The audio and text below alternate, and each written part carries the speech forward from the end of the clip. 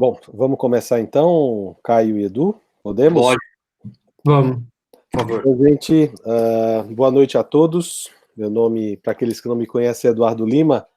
Eu sou assistente da unidade de aterosclerose, coordenador didático da unidade, e desde o começo aí dessa pandemia que a gente passou a fazer essas aulas nesse formato, e foi uma grata surpresa, na verdade, a assistência que a gente tem tido e o bom resultado que a gente tem tido nesse formato. Então, desde já eu agradeço aí ao Caio e ao Edu Belo pela disponibilidade de apresentar esse tema. Esse tema é um tema que sempre suscita bastante discussão, e achei muito interessante essa interação com a cardiogeriatria, porque é interessante que você olha a síndrome coronariana crônica no idoso e acha que é um tema fácil de discutir. Não é um tema fácil. Tanto não é um tema fácil, que para aqueles que não sabem, isso era um seminário dos residentes. Dada a dificuldade que a gente tinha exatamente nesse seminário, a procura da literatura era tão complexa, a interpretação dos dados era difícil, que a gente passou a transformar no formato de aula, exatamente para que especialistas dessem um tema.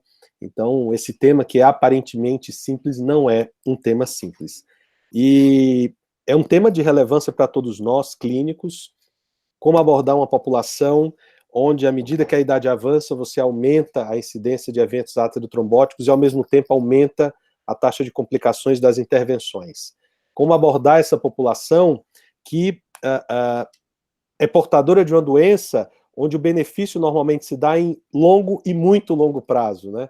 Então, é um dilema que o clínico sempre passa. Será que o paciente tem expectativa de vida para experimentar o benefício? Então, esses são só alguns dilemas, e eu gosto muito dessas aulas, onde a discussão ela não se pauta só na bancada, mas ela se pauta na beira do leito. Então, eu vou abrir agora aí o tempo para que os apresentadores eles continuem e façam as suas discussões, e a gente fará algumas pausas aí, talvez entre uma aula e outra, para abrir para as perguntas. Usem o chat para as perguntas, e a gente vai fazer os comentários aí juntamente com o professor Wilson, o professor Carlos Serrano, eu vi que está aqui presente.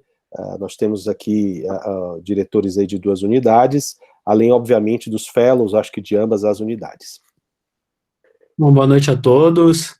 Meu nome é Eduardo, eu sou Eduardo Belo, também aqui do Departamento de Aterosclerose. Eu queria agradecer a presença de todos, especialmente ao pessoal da cardiogeriatria, que está participando junto com a gente, ao Caio, que me ajudou a organizar essa aula. A gente já está há um tempo pensando em como organizar essa aula e juntar as 2 unidades para discutir esse tema tão importante. Então, eu vou fazer uma primeira parte e o Caio vai complementar em sequência. E a importância de estudar a doença no idoso é justamente da sua prevalência. A gente observa aqui 2 grandes estudos, né, na figura à esquerda, o Framingham, mostrando o claro aumento da prevalência da doença coronariana clinicamente estabelecida conforme o aumento da idade, né? Acho que a partir dos seus 75 anos, em torno de 1/3 dos pacientes, eles vão ter doença clinicamente estabelecida aqui no Framingham.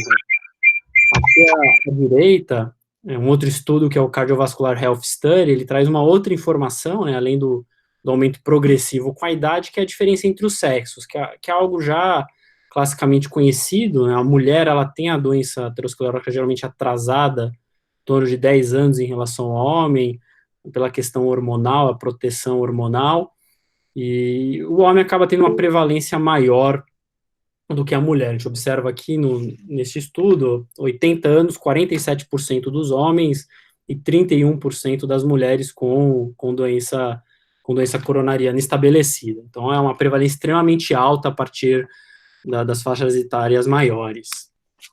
Outra maneira de a gente avaliar a prevalência da doença coronariana é juntar a idade com os sintomas. A gente já tem uma análise do ESCA, que é a probabilidade pré-teste, que ajuda a gente até escolher os melhores métodos complementares para fazer o diagnóstico do nosso paciente. Então, a gente observa que além da prevalência aumentar conforme a idade, a prevalência, obviamente, ela aumenta conforme o quadro clínico. Os pacientes sem sintomas, eles tendem a ter uma prevalência mais baixa do que os pacientes que vão ter uma angina típica, por exemplo, né? Que a gente tem o esquema de probabilidade pré-teste do ESC e o esquema do Scott Hart, que foi um grande estudo que avaliou os pacientes com angiotomografia, comparando com uma estratégia funcional, né? E essa probabilidade pré-teste, ela foi analisada para a detecção de doença coronariana em vasos epicárdicos acima de 70% ou lesão de tronco acima de 50%.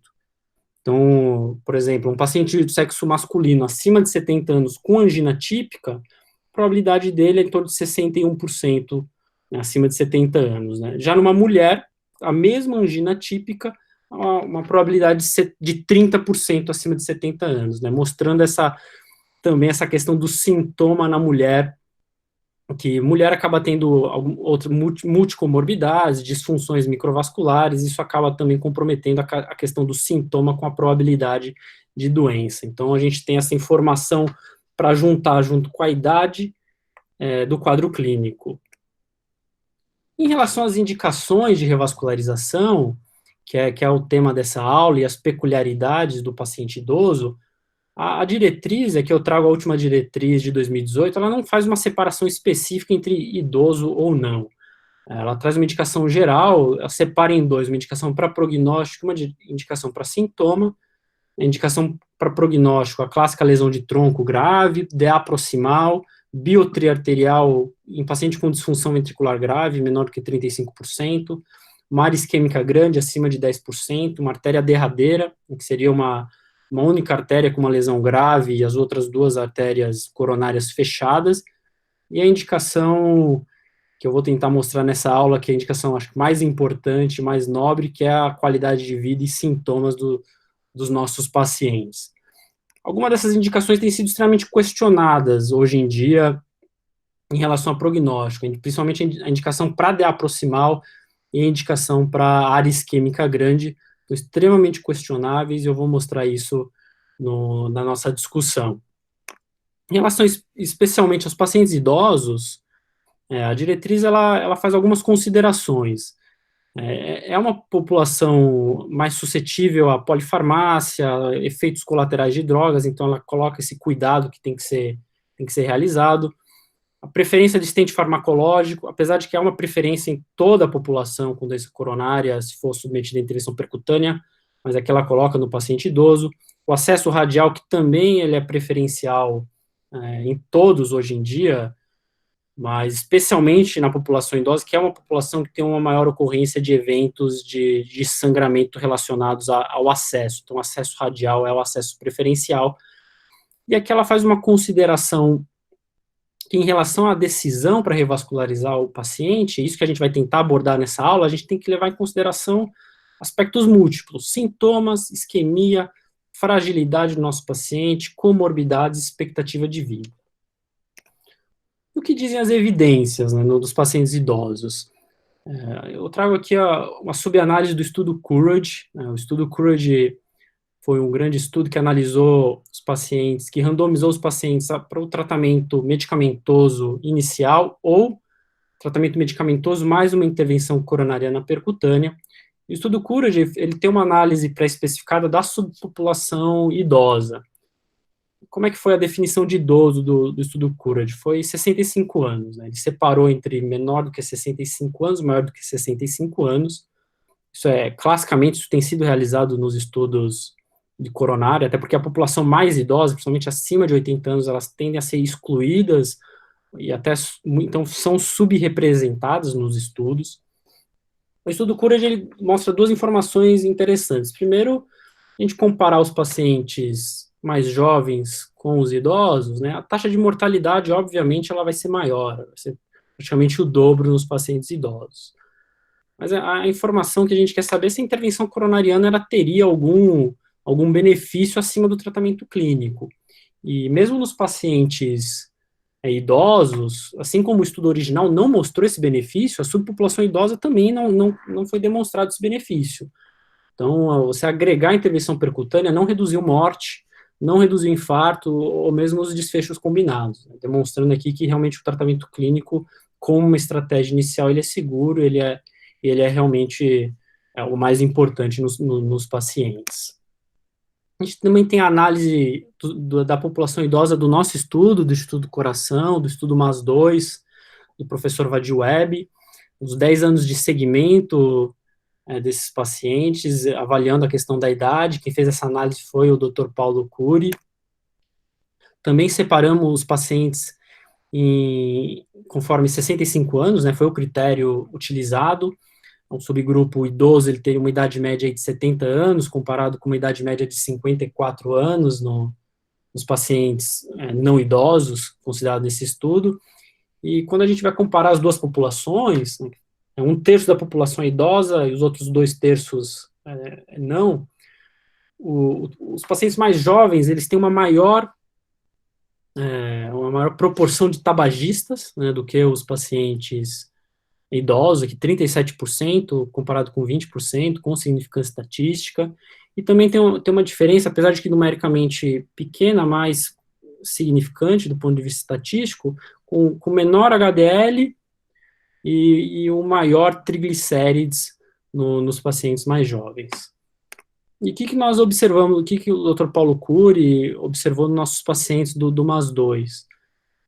Primeiro, uma análise separando os pacientes mais idosos dos menos, e mostrando que os pacientes mais idosos, eles têm um pior prognóstico, né? Então, os pacientes mais idosos são representados aqui pela curva pontilhada, né? Os pacientes mais jovens, menor que 65 anos, pela curva contínua. Então, os pacientes idosos, eles têm uma pior sobrevida, não é? Têm uma maior mortalidade, né? A figura do canto esquerdo acima, tem uma maior ocorrência de infarto e também uma maior ocorrência de revascularização adicional. Então, tem uma pior sobrevida e também uma maior ocorrência de eventos cardiovasculares específicos aqui, no caso, infarto e revascularização adicional. Pegando especialmente a população idosa, nessas 4 figuras, a gente avaliou os 3 tipos de tratamento, né? O estudo MAS, ele tem isso, diferente do estudo COURAGE, ele tem os 3 grupos, os pacientes submetidos a tratamento percutâneo, submetidos a tratamento clínico e submetidos a cirurgia de revascularização miocárdica.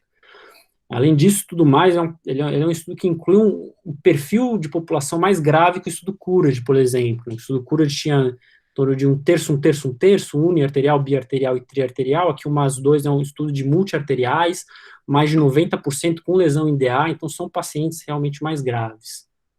Em relação à sobrevida, nenhuma diferença, né, na figura acima, né, do canto esquerdo, entre os 3 tratamentos intervencionistas ou tratamento medicamentoso. Na direita, acima, o desfecho composto de morte, infarto ou revascularização, segmento, angioplastia e tratamento medicamentoso semelhantes, mas uma vantagem para a cirurgia de revascularização, né? Tem uma menor taxa desse evento composto. Quando a gente vai avaliar os eventos, não teve diferença para a morte, a diferença que foi encontrada foi, na subpopulação idosa, foi para a revascularização adicional no subgrupo cirúrgico. Então, os pacientes idosos submetidos à cirurgia de revascularização tiveram uma menor ocorrência de revascularização adicional comparado ao tratamento clínico ou à intervenção coronariana percutânea. Então, novamente, é um estudo que vem demonstrar que em relação à sobrevida, realmente, o tratamento clínico também é seguro comparando aos tratamentos intervencionistas, também numa população idosa. Mas, atualmente, a gente teve a publicação esse ano, e já tinha sido discutido no congresso no final do ano, no American Heart, do estudo ISQUIMIA, né, que foi o último grande estudo em doença coronariana crônica, na síndrome coronariana crônica. O estudo ISQUIMIA, ele incluiu uma população idosa, né, uma população com uma mediana em torno de 65 anos. E ele incluiu justamente aqueles pacientes que teriam uma indicação prognóstica pelas diretrizes, que era aquela área isquêmica acima de 10%. Como é que foi esse estudo? Então, ele selecionou pacientes com uma área isquêmica grande, né? Inicialmente, era feita uma angiotomografia só para excluir lesão de tronco. Então, os pesquisadores não sabiam inicialmente a anatomia do paciente, só sabia que não tinha lesão de tronco e que tinha uma área isquêmica grande, que a princípio teria uma indicação prognóstica pelas diretrizes. Esse paciente ele vai ser randomizado para um tratamento conservador inicial, que é o tratamento medicamentoso otimizado, AS, estatina, IECA, beta-bloqueador, que a gente tem de melhor em relação ao tratamento medicamentoso, ou uma estratégia invasiva, com realização de cineangiocoronariografia e definição da melhor estratégia de revascularização, seja ela clínica, seja ela percutânea, ou seja ela cirúrgica. Então, é uma população também, é uma população idosa, né, em torno de 65 anos, com os fatores de risco tradicionais, hipertensão, 70%, em torno de 40% dos pacientes diabéticos, e aqui também uma população com função ventricular preservada, né, uma mediana de 60%. O estudo Schema, ele vem mostrar que, de novo, e aqui numa população mais grave, do ponto de vista isquêmico, né, do ponto de vista de carga isquêmica, mostrando que para o desfecho primário, que aqui era um desfecho composto de morte, infarto, revascularização adicional, internação por insuficiência cardíaca, não houve diferença entre você manter um paciente no tratamento conservador inicial ou uma estratégia invasiva inicial, né, sem diferença para o desfecho primário. As curvas são muito semelhantes em relação à ocorrência de evento, principalmente em relação à morte. Se a gente olhar a morte por qualquer causa, vocês observem aqui, nesse tempo de segmento aqui, a curva que vai até os 5 anos, as curvas são sobrepostas em relação à estratégia invasiva e à conservadora, demonstrando novamente a segurança de uma estratégia medicamentosa inicial.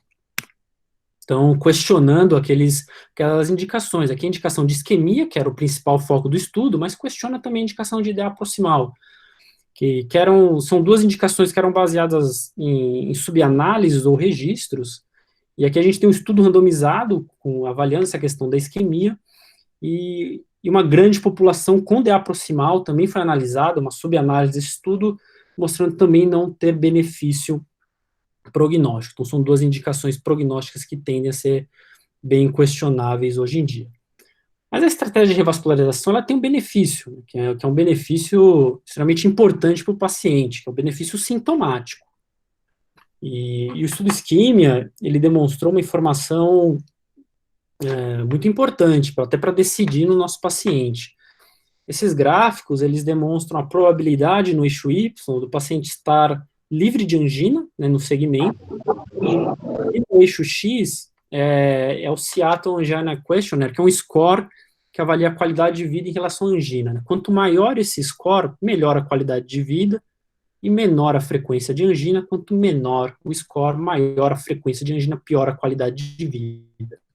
O que a gente observa?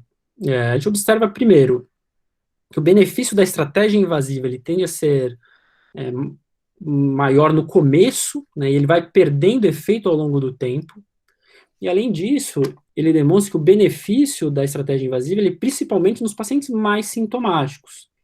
Se a gente observar aqui, por exemplo, os pacientes no final do segmento, em 36 meses, aqueles pacientes que têm uma Seattle Angina Questionnaire acima de 70%, 80%, tanto o paciente conservador como o paciente invasivo, eles têm uma alta probabilidade de estar sem angina no segmento, né?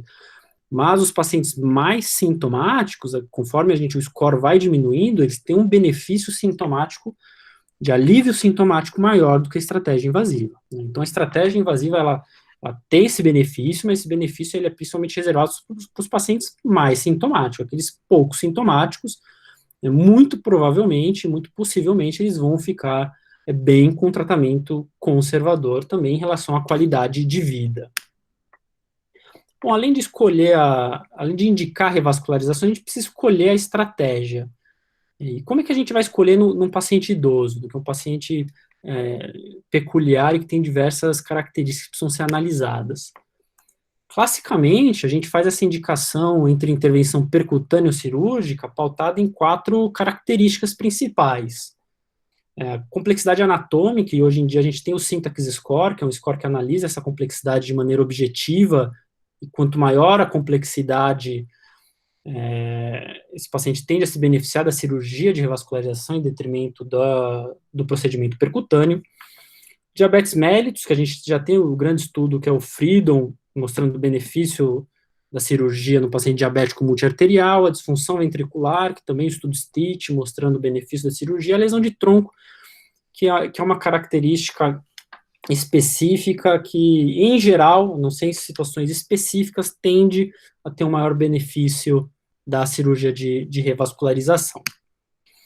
Aqui eu mostro para vocês a média de idade dos grandes estudos que compararam essas duas intervenções, né? Aqui os Pré-Combat, o Freedom diabético, o Syntax, o BEST, o estudo Nobel e o Excel, que são específicos da lesão de tronco. incluíam os pacientes idosos aí em torno daquela idade que a gente está acostumado, em torno de 65 anos, que é o clássico dos pacientes com doença coronariana. São idosos, mas são relativamente jovens, né, que a população mais idosa ela tende a ser, novamente, repito, excluída desses estudos. E uma informação importante, principalmente para esse perfil de paciente, a gente saber do risco cirúrgico que são incluídos nesses estudos. Geralmente, não são incluídos pacientes que têm um risco cirúrgico alto, né, são um Euroscore que a gente vê em torno de 3, né, 2 a 3, vai ser um risco cirúrgico baixo, intermediário. Os pacientes que têm um risco cirúrgico mais alto acabam, não são representados nesse estudo. Acho que isso é extremamente importante quando a gente vai avaliar o nosso paciente mais idoso. E além dessas variáveis que eu falei adiante, a gente tem que levar em consideração algumas outras características clínicas, e isso se demonstra mais importante ainda nos nossos pacientes idosos. Aqui eu trago uma análise do estudo Syntax, que ele fez uma separação por idade, né? Aqui a gente olha aqui 3 linhas separando por idade, menor do que 62, entre 62 e 70, maior do que 70 anos, e por tercio de Syntax, né? Tercio baixo, intermediário, alto, que são as colunas. O que a gente observa? Que quanto maior o tercio de Syntax, obviamente o benefício ele tende a ser puxado mais para a cirurgia de revascularização, né? Que fica acima da linha vermelha ao meio, mas existem algumas características que modulam esse benefício, né? E a característica mais importante nessa análise é a doença pulmonar obstrutiva crônica. Se a gente olhar as bolas vermelhas, elas tendem a puxar esse paciente, mesmo em intercícios de Syntax intermediários ou mais altos, elas tendem a puxar esse benefício mais a favor da angioplastia do que da cirurgia de revascularização. E esse benefício da cirurgia, ele vai sendo um pouco mais atenuado, esse efeito da doença pulmonar obstrutiva crônica mais presente ainda nos pacientes mais idosos, né? Então, como a gente pode observar nas linhas abaixo. E aí foi desenvolvido o score de Syntax 2 para tentar agregar essas variáveis clínicas na nossa decisão entre cirurgia e angioplastia. É um score que vai analisar a idade, a complexidade anatômica, função renal, doença pulmonar obstrutiva crônica, doença do tronco, doença arterial periférica, e esse score ele acaba com uma pontuação tentando escolher qual seria a melhor intervenção para o nosso paciente.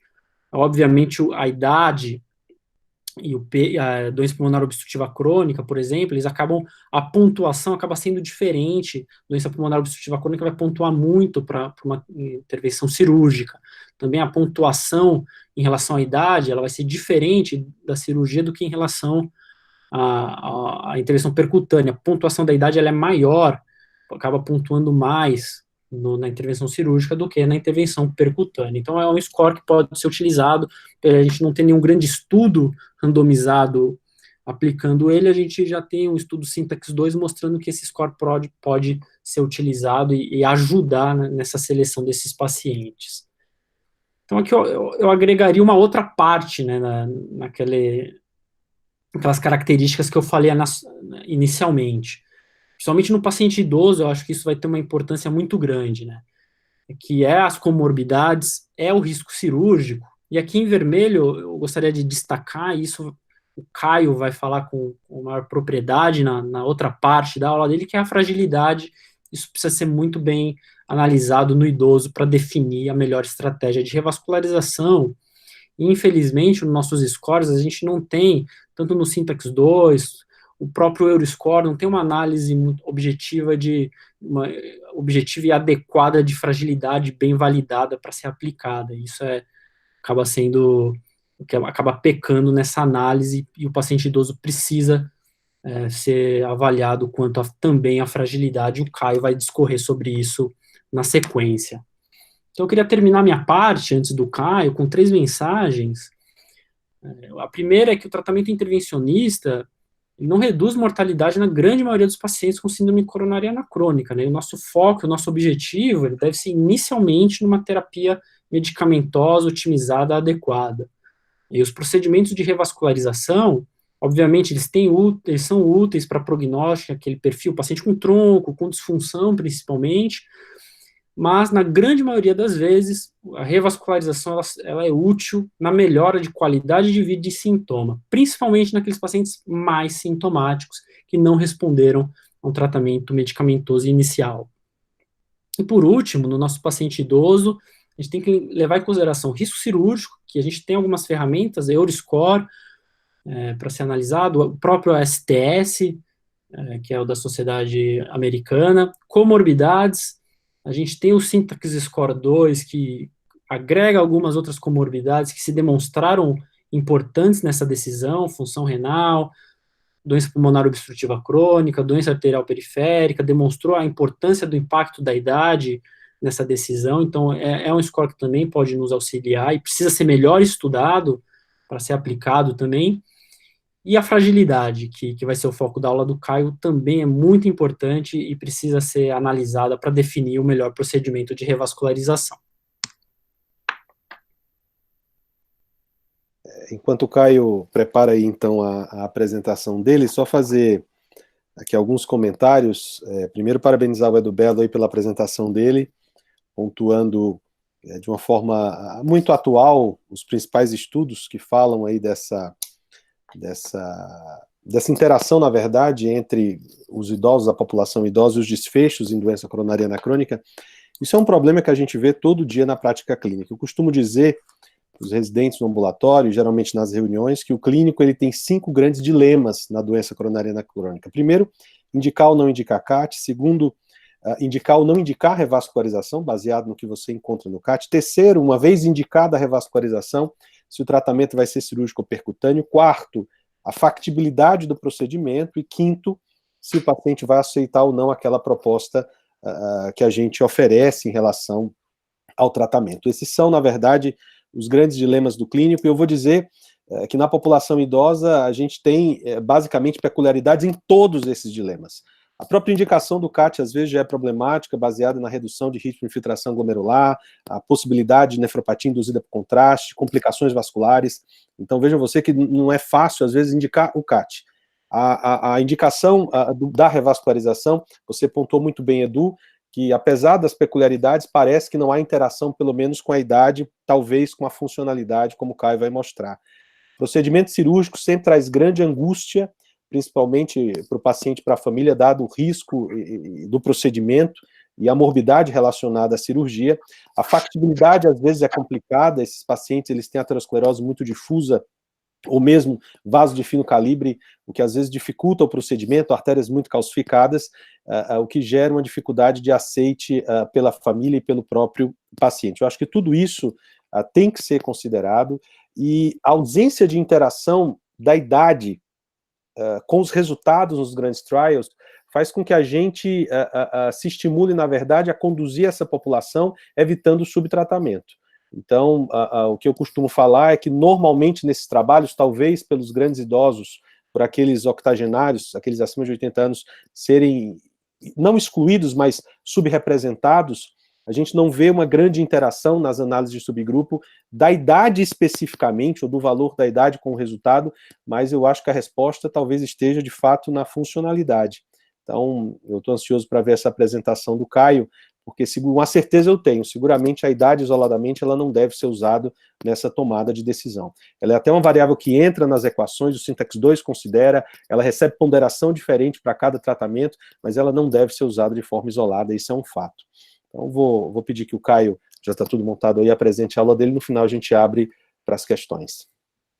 Boa. Obrigado, Edu. Em relação à introdução inicial, primeiro, obrigado pelo... Eu acho que a ideia foi conjunta e eu acho que todo mundo tem que aprender muito com vocês. Se a gente puder contribuir um pouco com o nosso ponto de vista, vai ser muito bom também. Queria parabenizar o Edu Belo pela apresentação. E realmente, Edu, acho que você resumiu muito o que eu vou apresentar, né? Que eu acho que é a mensagem principal, que a gente não pode usar a idade cronológica como um marcador, como definidor da minha estratégia terapêutica no meu paciente que tem síndrome coronariana crônica. Então, eu vou abordar 3 tópicos principais: fragilidade, que vai ser o tópico que eu vou gastar mais tempo. Depois eu vou falar um pouquinho nos desfechos de síndrome coronariana crônica nos idosos, o que eu tenho que pensar, o que vale a pena para o idoso, e eu vou falar um pouquinho sobre viés cognitivo, que vai entrar muito nessa questão da idade cronológica, que a gente não pode cair nessa armadilha de contraindicar ou indicar um procedimento só por conta da idade. Então, falando de fragilidade, o que é fragilidade, né? Isso principalmente para os cardiologistas que estão nessa reunião, ou para os residentes, a fragilidade, conceitualmente, ela é redução das reservas fisiológicas com aumento da vulnerabilidade frente ao estresse. Então, num modelo teórico, eu tenho um paciente com doença cardiovascular que foi exposto ao longo de toda a vida a essa doença cardiovascular, como, por exemplo, hipertensão, e ele tem, obviamente, predisposições genéticas, e ele evolui com disfunções subclínicas de multissistemas, alteração de massa corporal, diminuição da taxa metabólica basal, subnutrição, fica acamado, também contribuindo para isso, inflamação sistêmica, uma deficiência androgênica, insulina e resistência insulínica, e ele vai apresentar o fenótipo da fragilidade, né? E o que é o fenótipo da fragilidade, como foi descrito pela Linda Fried em 2004? É uma somação de 5 fatores principais que ela vai olhar, que é uma redução na velocidade de locomoção, uma perda da força da musculatura esquelética, perda de peso, inatividade e uma sensação de exaustão. Então, dado conceitualmente o que é fragilidade, será que é importante a gente ver fragilidade num indivíduo idoso com síndrome coronariana crônica? Será que isso muda alguma coisa? Tem um racional para mudar, como o Edu Belo colocou, como o Edu comentou, mas vamos olhar os dados objetivos. Então, aqui é uma coorte de Ontário com 40 mil pacientes que foram submetidos à cirurgia de revascularização do miocárdio. E a gente vê que no segmento em 8 anos, mesmo para ajuste para variáveis confundidoras, aqui obviamente ajustando para a idade, a gente vê que o indivíduo que é frágil, ele tem uma sobrevida muito menor no longo prazo comparado ao indivíduo que não é frágil. E mesmo quando a gente divide por faixas etárias, mesmo os indivíduos idosos pelo Brasil, pela lei, né, entre 65 e 74, que são considerados idosos, enquanto que no Japão, por exemplo, Itália, idosos já estão com o limiar mais alto por volta dos 75 anos, mesmo em cada uma dessas faixas etárias, a fragilidade consegue identificar indivíduos de maior risco e com maior mortalidade. Ao passo que, se a gente for ver, mais ou menos a presença da fragilidade no baseline vai agregar um risco aproximadamente de 10 anos. Então, ele se aproxima ao indivíduo que está na faixa etária acima e não é frágil. Mostrando a importância de a gente avaliar a fragilidade no paciente com síndrome coronariana crônica. Colocando em outros contextos, o paciente pós-infarto ou com uma internação por insuficiência cardíaca, quando identifico fragilidade nessa internação, e aqui eu estou usando uma escala quantitativa de fragilidade, a gente vê que a gente tem uma relação dose-dependente. Quanto maior é a fragilidade, maior é a probabilidade do odds ratio ajustado para o paciente reinternar em 30 dias. E aqui mais um exemplo, aqui eu já dei o exemplo de internação por infarto, exemplo de revasc e pacientes submetidos a angioplastia eletivas internados. Será que se eu avaliar a fragilidade desses pacientes, eu vou agregar alguma coisa no meu score de risco? Então, quando a gente compara com o score de risco tradicional para avaliação de morbimortalidade intra-hospitalar em pacientes submetidos a angioplastia eletiva, que é o score da Clínica Mayo, a gente vê que quando a gente adiciona a fragilidade nesses pacientes, a gente aumenta a área sobre a curva e a gente reclassifica até 16% dos pacientes. Então, a avaliação de fragilidade agrega muito em informação de prognóstico dos pacientes com síndrome coronariana crônica nesses tipos de tratamento. Então, isso aqui é bem complementar ao slide que o Edu Belo colocou, que se a gente estratifica o indivíduo com síndrome coronariana crônica por fração de ejeção, por anatomia, por classe funcional de angina, por comorbidade, a gente tem que, com certeza, avaliar de uma maneira sistemática a fragilidade, porque a gente vai conseguir guiar qual é a melhor terapêutica, qual é o melhor caminho, pelo menos inicial, para a gente seguir no tratamento da síndrome coronariana crônica. Então, já que eu estabeleci para vocês que é importante a gente ver fragilidade nesse paciente, porque ele tem uma relação íntima com o desfecho, como que a gente vai medir fragilidade? E aqui, antes de eu falar de como a gente mede fragilidade, eu quero primeiro estabelecer alguns conceitos, principalmente porque estou falando basicamente com cardiologistas.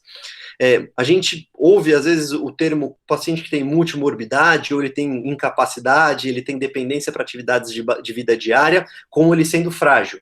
Mas esses termos, eles não são sinônimos, né? Embora eu tenha uma relação grande entre incapacidade, multimorbidade e fragilidade, eu tenho pacientes que são frágeis que não têm multimorbidade, eu tenho pacientes que são frágeis que não têm nenhuma incapacidade e vice-versa. Então, a gente bem ilustrado aqui para esse diagrama de Venn na publicação da Linda Fried. E aqui eu estabeleço que, obviamente, o indivíduo que tem multimorbidade, ou seja, ele tem 2 ou mais condições crônicas, ele tem uma probabilidade maior de ser frágil. E o indivíduo que tem uma incapacidade também tem uma chance maior de ser frágil, e a fragilidade também aumenta a probabilidade de incapacidade. Então, é importante a gente estabelecer, quando eu falo que o indivíduo tem multimorbidade, não necessariamente ele é frágil. E, ao mesmo tempo, ele não ter multimorbidade não me fala que ele não é frágil. Então, indo agora em como a gente vai medir fragilidade, né? Tem duas grandes escolas de avaliação de fragilidade, né? Uma escola que faz uma avaliação fenotípica, então eu vou ver basicamente aquelas 5 características que eu apresentei no slide inicial de vocês, para vocês, ou fazer um score que vai fazer um score por acúmulo de déficits. Então eu vejo uma série de itens de atividades que o meu paciente consegue ou não consegue fazer, e eu dou um score, um índice, de acordo com o percentual que o indivíduo consegue ou não fazer essas atividades, de 0 a 1. 0 é o indivíduo que é robusto, que não tem nada de fragilidade, e 1 é o indivíduo que tem o pior grau de fragilidade. E com isso eu consigo fazer uma avaliação quantitativa de fragilidade. Ao passo que a avaliação fenotípica é uma avaliação mais qualitativa, né? Eu vou descrever o indivíduo como frágil, pré-frágil, robusto, e eu não vou ter essa avaliação quantitativa. E tentando transformar a fragilidade num exemplo prático, principalmente para quem não está acostumado a medir, quem não está acostumado a avaliar sistematicamente fragilidade no seu dia a dia, se a gente pegar, por exemplo, o exemplo da ponte Golden Gate de São Francisco, né? É uma estrutura que, para ela ficar estável, ela não colapsar frente ao estresse, frente ao vento, frente ao mar, frente ao número de carros que estão em cima da ponte, ela tem que se manter com base na estabilidade das estruturas, que seria a homeostase. Na avaliação fenotípica, eu tenho uma alteração nos pilares dessa estrutura. Então, o pilar central que segura a ponte está acometido, ou essas hastes horizontais que ligam os dois pilares estariam acometidos. Enquanto que eu faço a avaliação, quando eu faço a avaliação por quantitativa, por acúmulo de déficits, pelo índice de fragilidade, eu estaria vendo basicamente essas hastes verticais. Ou seja, se eu tirar uma ou duas hastes verticais, provavelmente a ponte não vai cair se tiver um tráfego de carros muito grande, se tiver um trânsito muito grande, for um dia que estiver chovendo muito ou estiver ventando muito. Mas se eu tirar progressivamente o número dessas hastes verticais, a ponte fica mais propensa a colabar frente ao estresse. Então seria isso que, quando eu estou medindo fragilidade, é mais ou menos isso que eu estou tentando ver no meu paciente. Ou uma avaliação qualitativa ou uma avaliação quantitativa. Infelizmente, a gente não tem nenhuma escala que seja a melhor, que supere todas as outras em todos os contextos. Como eu pontuei, a fragilidade é um processo fisiopatológico extremamente complexo, então a gente não tem uma escala que faz a função do canivete suíço, ou seja, que ela vai servir para todos os contextos e eu vou usar ela em todos os meus modelos. Então, quando tem escalas que vão focar mais em déficits funcionais, outras em déficits físicos, outras que vão fazer a abrangência toda, que eu vou ver suporte social, nutrição, alterações de humor, alterações cognitivas, mas eu não consigo te dizer qual é melhor e qual é pior para o meu indivíduo com síndrome coronariana crônica. O que eu consigo dizer para vocês é que mesmo avaliações simples, como aqui eu estou dando o exemplo da velocidade de marcha. Então, essa é uma coorte de banco de dados do STS, com 15 mil pacientes, em que eles tinham dados da velocidade de marcha pré-operatória. E eles foram ver qual era a importância da velocidade de marcha pré-operatória no risco de mortalidade cirúrgica. E quando se ajusta para os fatores de risco, você vê que a velocidade de marcha tem uma relação log linear com mortalidade.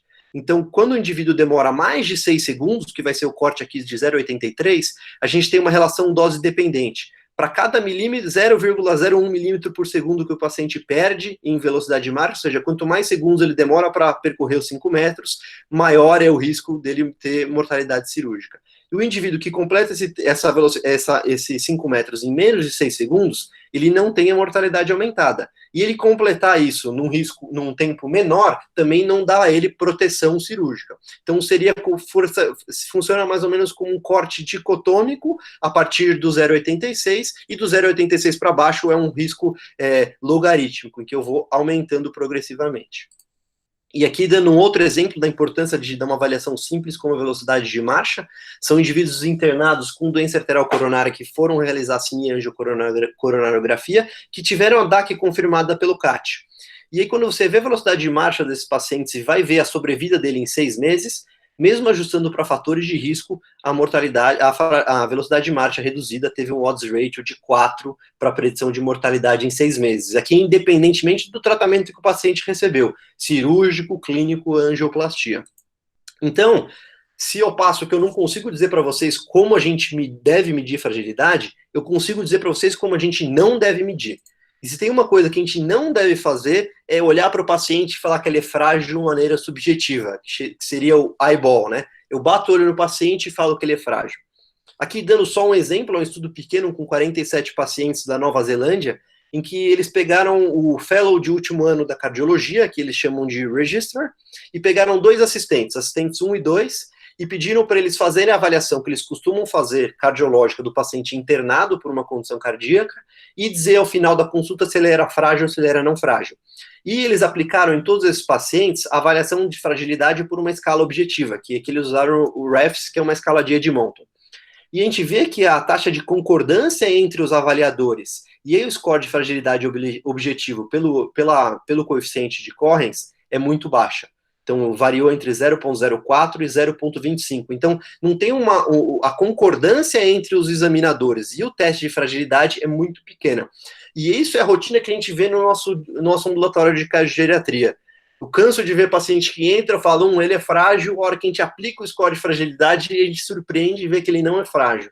Então, mesmo para quem está acostumado a ver esses pacientes no seu ambulatório, a gente se surpreende. Então, a gente tem que transformar essa avaliação subjetiva numa avaliação objetiva. E complicando ainda mais essa avaliação subjetiva, quando a gente vê a taxa de concordância entre os observadores, ela também é ruim. Ou seja, nem mesmo o assistente 1 e 2 concordavam entre si sobre quem era frágil e quem não era frágil. Depois desse artigo até saiu um editorial interessante na Heart and Lung Circulation. Provavelmente a fragilidade está nos olhos do examinador.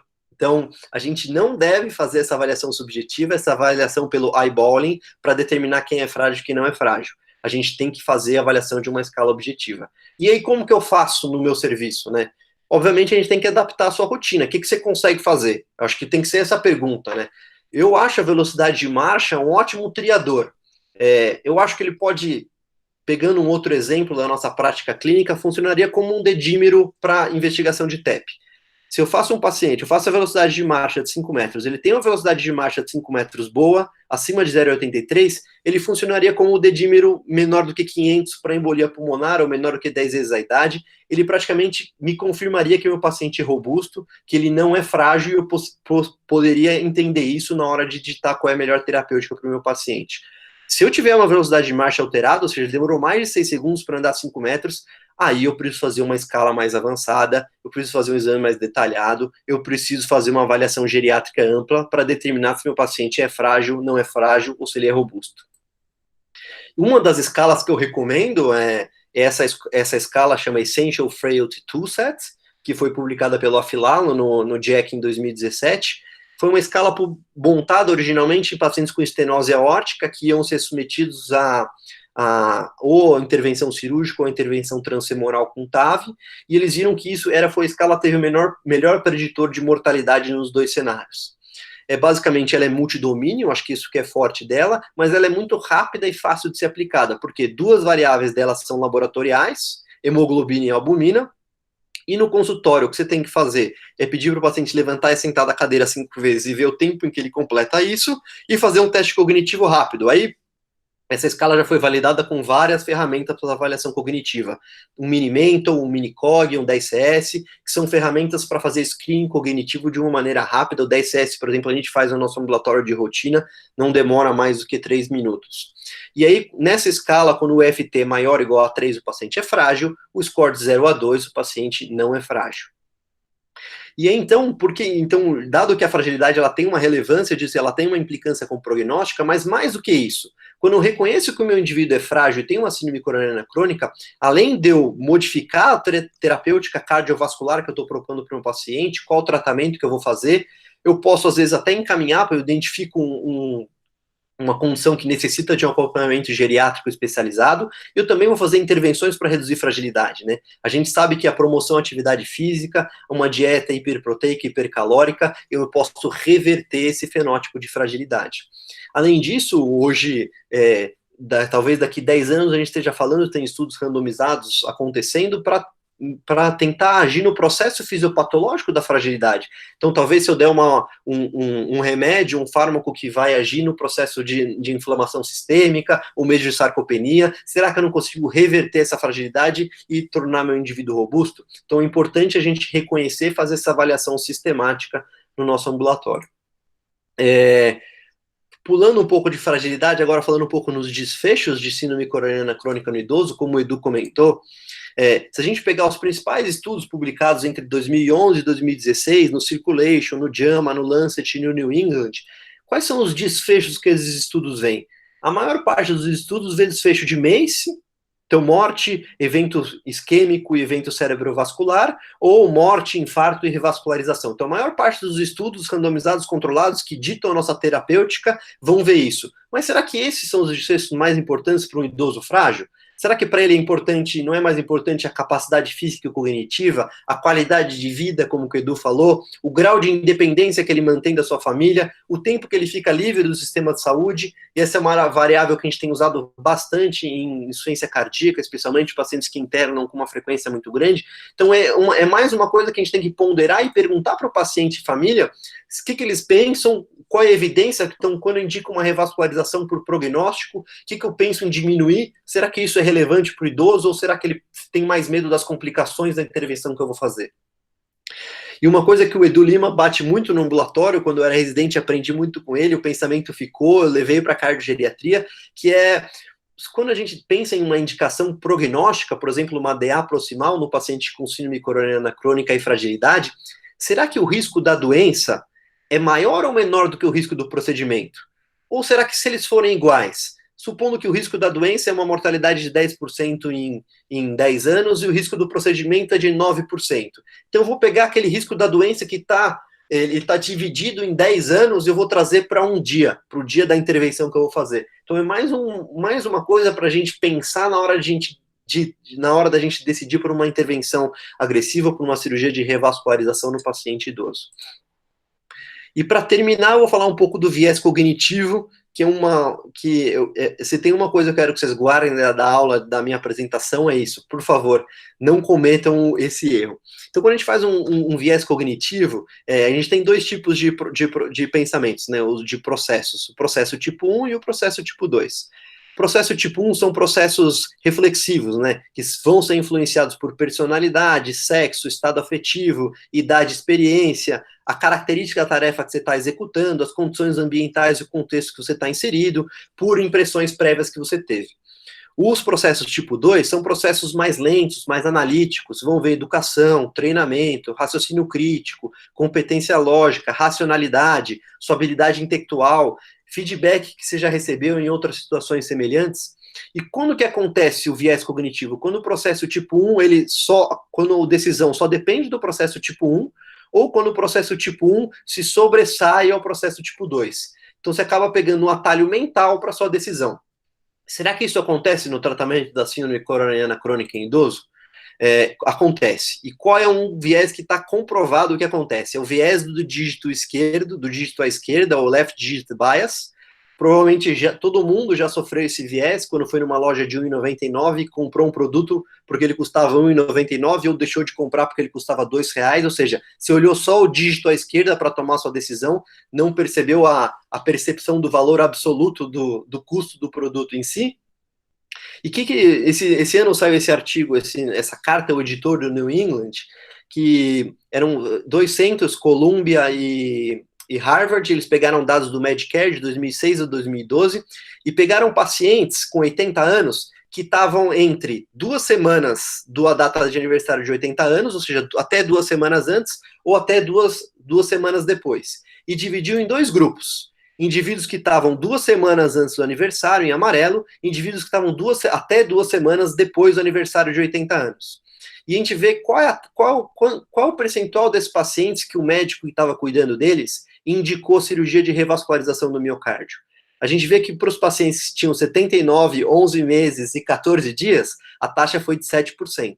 Enquanto que para os indivíduos que tinham 80 anos e até 14 dias, a taxa foi muito menor, de 5,3%. Então, provavelmente, o que estava acontecendo aqui? O médico que estava cuidando do paciente olhava no prontuário 79 anos, falava, um indivíduo de 70 e poucos anos, vou indicar cirurgia. Enquanto que do outro lado, o indivíduo que tinha 80 anos e 5 dias, ele olhava, o indivíduo tem 80 e poucos anos, acho que eu não vou indicar cirurgia.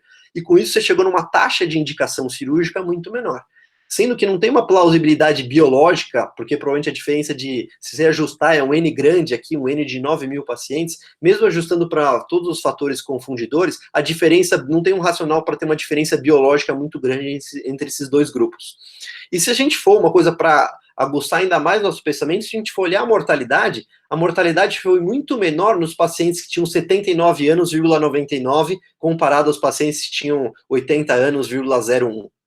Então, levantando a questão que esse viés cognitivo, indicar a cirurgia com base única e exclusivamente na idade biológica, ou contraindicar a cirurgia por conta disso, é um viés cognitivo importante, e isso vai ter uma implicância grande no resultado do nosso tratamento.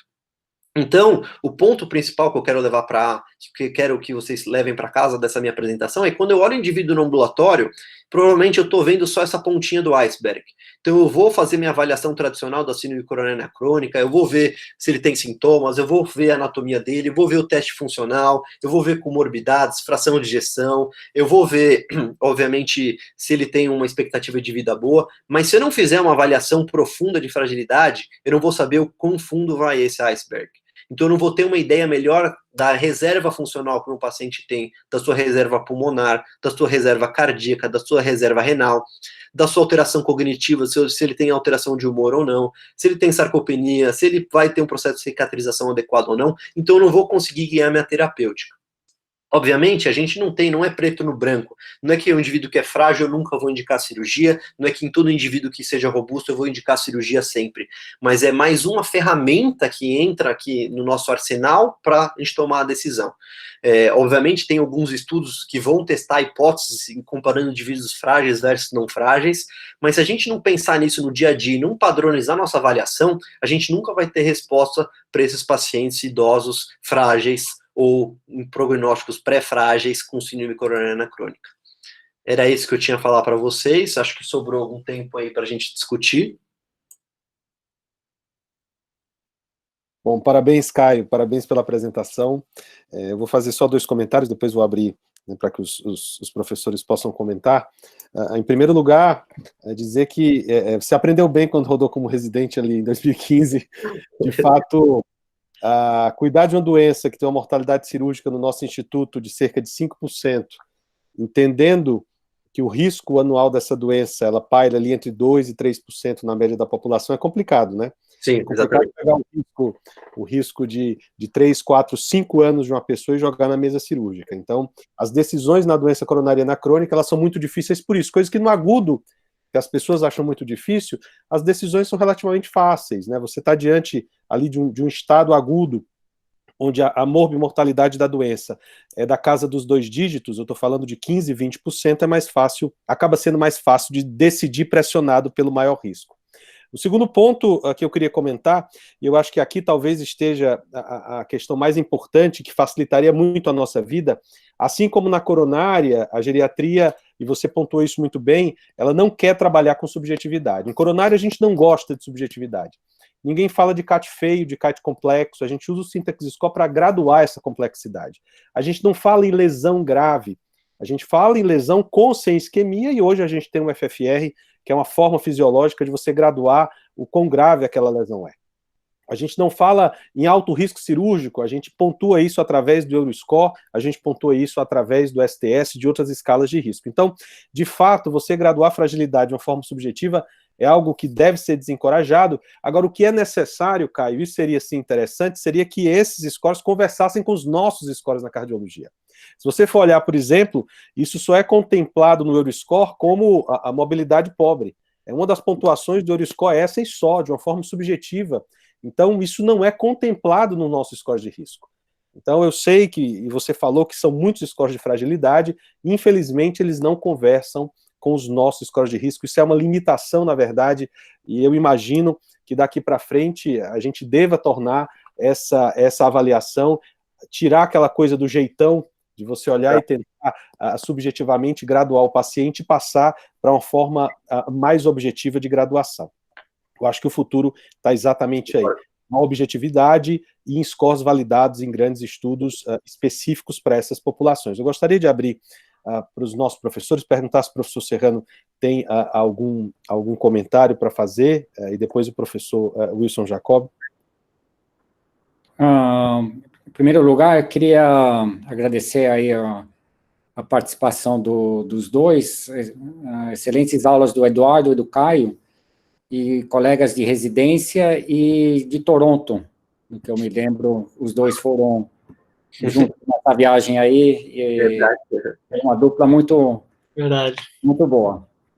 E eu só gostaria aí de complementar algumas informações, e eu vou me basear um pouquinho do que os europeus falam na sociedade europeia, que eles usam uma classificação de 75 anos. Eu vi que o Eduardo Belo mencionou esse detalhe, que alguns estudos fazem com 65, mas já tem uma tendência aqui para elevar a faixa etária, classificando o idoso já de 75 anos, e isso aqui na nossa realidade, a gente já está identificando isso na nossa população brasileira, que as pessoas estão chegando fácil e bem aos 80 anos, pelo menos. Eu só gostaria de levar em conta alguns pontos, especificamente na doença coronária, no idoso, que a gente precisa levar em consideração a terapia medicamentosa. Quando a gente vai atrás da terapia otimizada, a gente precisa tomar cuidado no idoso, os efeitos colaterais desses remédios, a intolerância e as doses que às vezes a gente dá nos jovens precisam ser adaptadas no idoso. Então, as doses excessivas. Outro detalhe em relação aos stents, no idoso, às vezes há uma certa discussão quanto ao tipo de stent, mas hoje se vê claro que o stent farmacológico deve ser a escolha para o idoso. Ainda mais no tratamento percutâneo, o acesso radial ainda é preferível pelas complicações hemorrágicas. Voltando na terapia medicamentosa, os antitrombóticos, a gente precisa tomar cuidado com atenção especial no idoso, se dá ou não dá, em que dose dá, e às vezes o tipo de antiplaquetário e anticoagulante que a gente deve usar. E quanto às decisões diagnósticas e terapêuticas, eu sempre comento que a gente leve um outro ponto que, de tudo que foi falado, é a expectativa de vida do nosso paciente. Então, isso também acaba sendo uma decisão que um fator que a gente deve levar em conta isso. E por último ponto, aí mais um pouco filosófico e um pouco de dica para os mais jovens, na hora de você tomar as decisões, tanto para diagnósticos como para terapias, a gente discute com a família. A participação da família é importante, e o idoso, ele tem a esposa, tem filhos, tem netos, então a gente acaba sendo um desafio para os clínicos compartilhar as decisões com a família, falando ainda do paciente idoso, do patriarca, do matriarca dessa família. E, por fim, eu queria convidar aí o Wilson, Dr. Wilson, para fazer algumas considerações. Não sei se está conectado aí. Isso, está aí. Obrigado, Wilson, aí pela participação e pelo tema. Obrigado você, Serrano. Parabéns ao Caio e ao Edu. Os números falam mais do que qualquer coisa que eu possa dizer. Nós tínhamos, ouvindo e vendo as apresentações, 110 pessoas. Para ter uma ideia da dimensão disto, 20 pessoas ficariam em pé no maior anfiteatro do INCOR, se nós estivéssemos reunidos presencialmente. E não é um horário muito favorável, portanto, para termos 110 pessoas conectadas ouvindo estas duas palestras, foi pura e simplesmente necessário distribuir o link e dizer para estas pessoas que elas assistiriam às duas apresentações que elas viram e os comentários que foram feitos pelo Serrano e pelo Eduardo Lima. Então, eu acho que nós estamos partindo de um basal extremamente positivo em relação à abordagem desse tema. Quem entende muito bem da doença e quem entende bastante do doente, de forma a que a gente possa juntar esses dois fatores e escolher a melhor conduta. Serrano já falou muito bem, Eduardo melhor ainda, todos muito oportunos. Eu vou fazer dois acréscimos que podem talvez serem úteis nessa condição.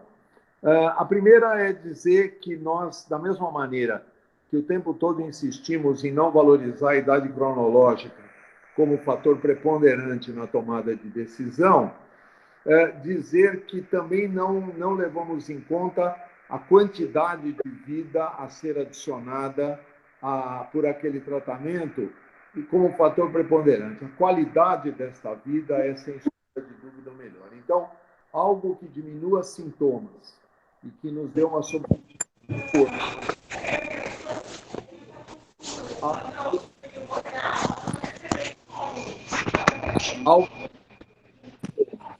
e nos dê um prognóstico de 10 anos, é muito provável que a maior parte dos clientes escolha viver menos, mas viver bem, do que viver mais e viver com sintomas muito difíceis de se conviver.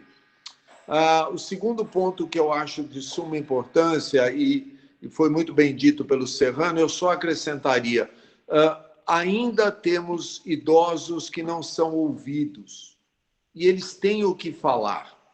Seus familiares são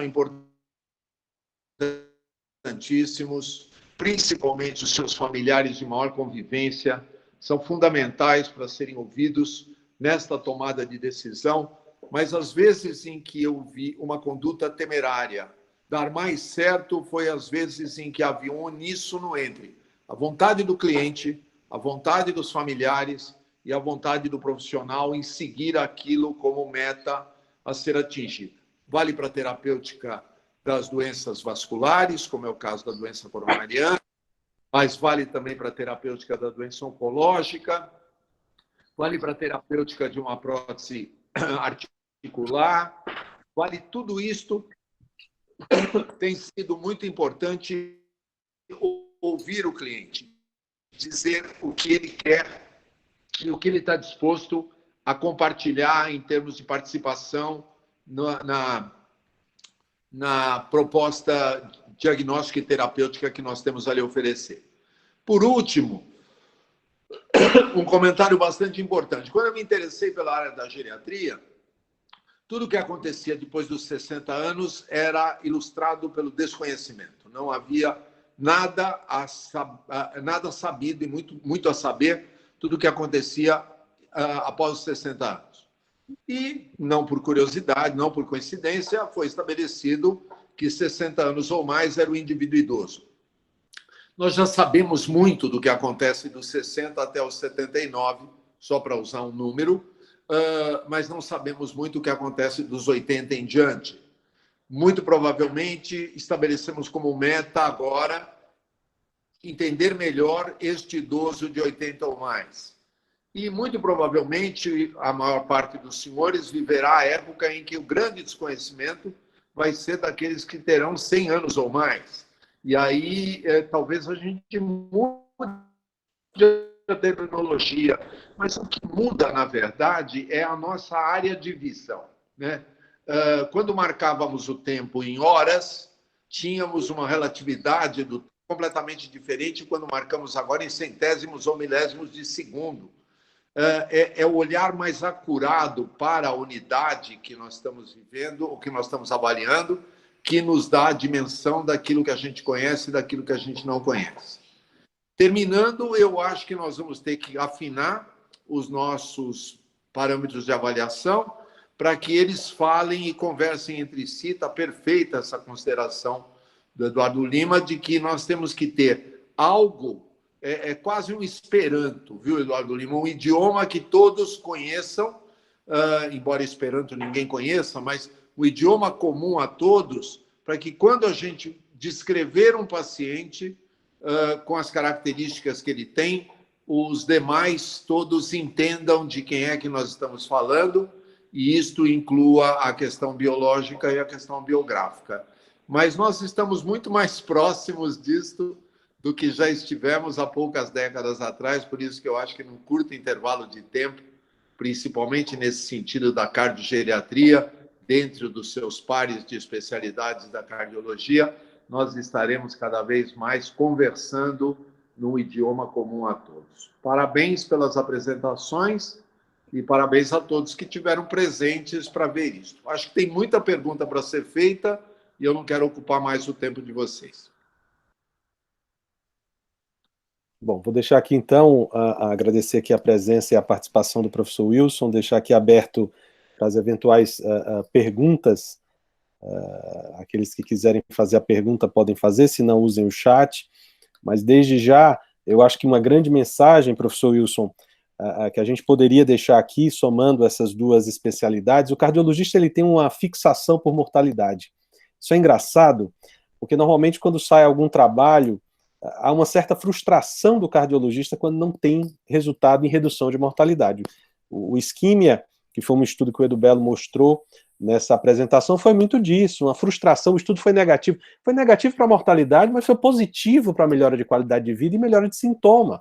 Eu brinco que se a mortalidade fosse tudo, o ortopedista não vivia, porque normalmente as cirurgias ortopédicas não redundam em redução de mortalidade, mas em melhora de qualidade de vida. Então o cardiologista ele precisa parar com essa fixação que ele tem com redução de mortalidade, infarto e AVC, e ampliar, na verdade, o horizonte dele para melhora de qualidade de vida e melhora de sintomas. E, especificamente, nessa população idosa, é exatamente isso que acaba preponderando. Vamos ver se há alguma pergunta. Bom, não há, mas o tempo já esgotou aqui, já são 21h06.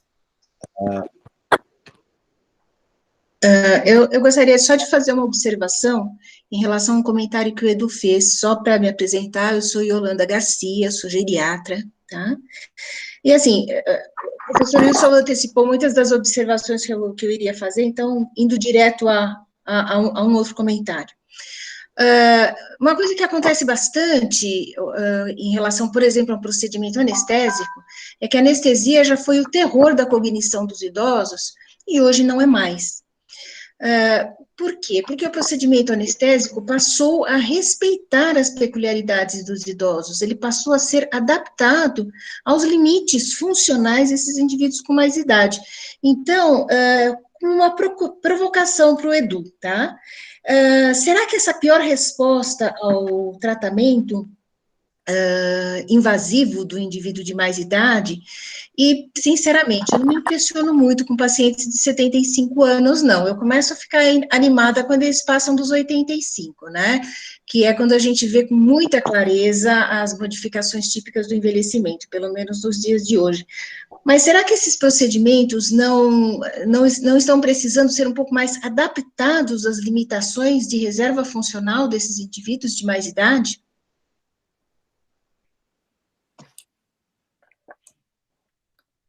Bom, nós temos dois Edus aqui. Eu não sei. Eu acho, os dois são do mesmo grupo, acho que vale a opinião dos dois, seria bom ouvir a dos seguramente, dois. Eu acho que os procedimentos eles têm que ser adaptados, especificamente na cirurgia de revascularização, que é o que a gente está falando aqui. A gente tenta fazer algum tipo de adaptação usando cirurgias mais econômicas. Existia uma tentativa em relação à cirurgia de revascularização, inclusive de tentar cirurgia sem circulação extracorpórea, que existia um estudo específico na população idosa, que foi o estudo GOP-CABE, que foi um estudo, na verdade, que não mostrou grandes benefícios da cirurgia sem SEC nessa população. Então, existe essa tentativa, mas, de fato, a cirurgia de revascularização, mesmo quando ela é feita sem circulação extracorpórea, com a menor quantidade de enxertos possível, uma cirurgia mais funcional, sem uma revascularização completa anatômica, ainda assim, ela é um procedimento muito invasivo, e mesmo nos melhores centros, a gente vai ter uma mortalidade considerável nessa população.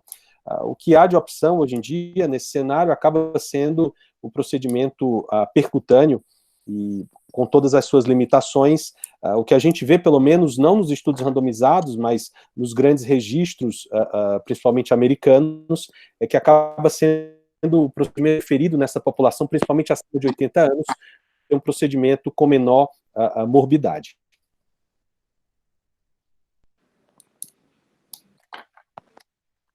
Edu Belo, quer fazer algum comentário? Não, eu acho que é isso que você falou mesmo. Existe essa tentativa na cirurgia, né? Existem várias ultrassom periaórtico para tentar evitar eventos cerebrovasculares durante o procedimento, que é uma preocupação, principalmente no idoso, piora de cognição. Existem evoluções na técnica cirúrgica nesse sentido. Alguns centros no mundo também com cirurgias minimamente invasivas, e com a menor quantidade de enxerto, menor tempo de procedimento cirúrgico. Então, existe uma evolução, mas realmente, atualmente, é uma população que a intervenção percutânea também evoluiu muito, né? Acaba sendo preferível por conta disso. Os stents evoluíram, então as taxas de complicações dos stents nos idosos também diminuíram com essa evolução tecnológica. O acesso radial também foi um grande ganho nessa população, como o professor Serrano disse, né? Porque reduz muito as complicações vasculares. Então, acho que existem esforços em todas as frentes aí para reduzir os eventos, as complicações de ambos os procedimentos. Só comentando, tem um estudo acontecendo, que o INCOR é o principal centro, que é para ver, que é o estudo Fragile, que vai randomizar pacientes frágeis com indicação de cirurgia de revascularização no miocárdio para cirurgia com e sem SEC, vai ser um estudo multicêntrico. Talvez adicione para o nosso conhecimento, será que se no frágil fizer uma cirurgia sem SEC, obviamente até agora a gente não tem evidência para isso, que talvez diminua a taxa de complicações cirúrgicas, mas é tudo teórico ainda, estudos em andamento, né? Só uma dica para quem for aplicar algum score de risco cirúrgico nessa população, usar não o Euriscore, mas o STS. Ele inclui no periprocedimento não só mortalidade, mas tempo de intubação, tempo de internação prolongada, uma série de outros desfechos que não só mortalidade, que talvez ajudem nessa tomada de decisão. Um dado bem interessante que tem aparecido... Vou fazer um pequeno comentário aqui. Pode falar? Não, professor, fica à vontade que eu falo depois. Tá, ok. Eu só queria complementar que nos últimos congressos de anestesiologia tem surgido muito a preocupação em relação a um prognóstico de longa evolução ou de evolução em anos da capacidade cognitiva dos idosos submetidos à anestesia geral. Durante um período, isto foi atribuído à SEC, mas depois, mesmo na ausência de SEC, a evolução cognitiva, a evolução da capacidade cognitiva dos idosos era um fato demarcado por cirurgia ou por algumas cirurgias, quando elas eram repetidas no prazo, havia uma referência a uma história diferenciada entre o momento pré e o momento pós-operatório. Isso fez com que se levantasse todas as possibilidades de ocorrência durante o período intraoperatório e perioperatório, mas intraoperatório fundamentalmente. E nas discussões que nós temos tido, principalmente com Maria José, a respeito disto, um dos parâmetros que vem sendo bastante valorizado é a profundidade do plano anestésico. Até que grau de profundidade anestésica o paciente é levado durante a maior parte do tempo cirúrgico. E isso tem sido demonstrado como de fator prognóstico para a saúde mental deste indivíduo no futuro. Então, levando em conta isto que a Yolanda falou, eu acho que sim, houve uma época em que fazíamos radioterapia para fazer com que o tumor não ficasse, em hipótese nenhuma, algum resquício. E essas radioterapias eram mutilantes. A mesma coisa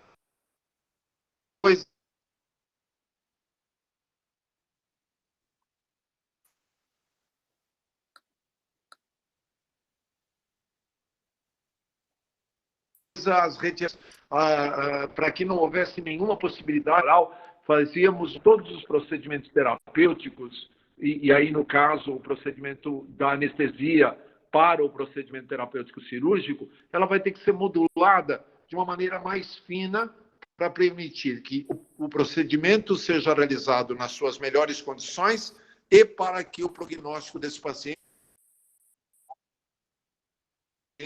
não seja prejudicado pelo excesso de algum tipo de apoio que foi dado e que poderia ser necessário, no caso, a profundidade anestésica, a profundidade do plano anestésico, parece que tem uma importância capital nesse sentido. Só um pequeno comentário aqui, talvez os geriatras não estão familiarizados quanto os cardiologistas e os cardiogeriatras, que quando a gente está falando de revascularização, seja cirúrgica, seja percutâneo, acho que é unânime que o maior benefício dessas duas estratégias é a melhora de sintoma, né? Independente da idade cronológica ou até mesmo da fragilidade do paciente, a angina é um sintoma muito limitante. Se o paciente estiver anginando com a medicação clínica otimizada, provavelmente vai ter que abrir mão de alguma estratégia de revascularização em benefício da melhora da qualidade de vida. E o Isquímia foi muito feliz em mostrar que a subanálise de qualidade de vida tem uma melhora expressiva e essa melhora é de acordo com o grau de angina, com o grau de limitação. A questão, acho que de maior polêmica no idoso é em relação à revascularização prognóstica, ou seja, aquele paciente que está assintomático, não tem sintoma de insuficiência cardíaca nem de angina, e ele cai naquele grupo que ou ele tem um trio arterial com disfunção, ou tem lesão de tronco, ou tem lesão de DA proximal, ou tem uma alta carga isquêmica, independente das críticas de cada indicação. O paciente que está assintomático, não tem nenhuma limitação, e, em teoria, ele teria uma indicação prognóstica para se diminuir mortalidade, infarto e insuficiência cardíaca. E é importante frisar que essa melhora prognóstica é em muito longo prazo. Então, como o Caio colocou, como o professor Wilson colocou, é fundamental ter uma estimativa do benefício, de certa forma, líquido, indicando um procedimento muitas vezes invasivo, mórbido. Lembrar que o principal benefício da revascularização também é visto com cirurgia. Nenhum estudo mostrou melhora prognóstica com revascularização percutânea. Então, tem que ser um pouco mais criterioso mesmo e usar, acho que, os critérios de fragilidade, talvez sejam mais bem estabelecidos para ver a reserva funcional global do paciente, tanto neurológica como cardiopulmonar, que é um eventual benefício desse procedimento, que é um procedimento invasivo, que é a cirurgia de revascularização. O nosso grupo, especificamente, já é muito restrito com as indicações prognósticas. A gente tem uma série de críticas às indicações já estabelecidas em diretrizes, muito como a doutora Maria do Carmo colocou, pela nossa vivência. A gente acha que a evidência nem sempre se aplica à nossa realidade. A realidade do Brasil é diferente da realidade dos grandes centros, principalmente a realidade do SUS é diferente dos centros onde foram feitos os estudos. Então, nem sempre essas indicações prognósticas se aplicam na população em geral, muito mesmo na população dos idosos, e em especial daqueles com alta fragilidade. Bom, gente, muito bem, eu acho que foi uma excelente discussão. De fato, hoje, aí, somando essas duas especialidades, a gente teve uma excelente participação, como bem pontuou o professor. Eu agradeço aqui a presença de todos, agradeço a presença dos residentes, dos fellows, dos geriatras, dos cardiologistas. Eu acho que foi uma discussão muito prolífica, e o grande ponto que o professor Wilson falou, e eu vou pegar o gancho dele, é que para tomar essa decisão a gente vai precisar conhecer a doença e o doente. Entender a doença coronariana crônica, entender o risco dessa doença, entender que uma disfunção ventricular, por exemplo, ela vai se associar a um benefício com cirurgia só em 10 anos, com redução de 15% de mortalidade. Isso é importante na tomada de decisão. Conhecer o doente, conhecer as limitações das técnicas, né, conhecer o risco intrínseco de cada procedimento nessa população, é importantíssimo na tomada de decisão rumo à objetividade. Então, como o Caio bem falou, evitar essas tomadas de decisões baseadas em jeitão, baseado em aspectos subjetivos. É importantíssimo que nós caminhemos para a objetividade. Scores específicos desenhados para essa população, juntando esforços de duas especialidades, tentando compreender melhor como a gente pode tomar uma decisão um pouco mais embasada, numa boa ciência. Eu acho que isso é fundamental.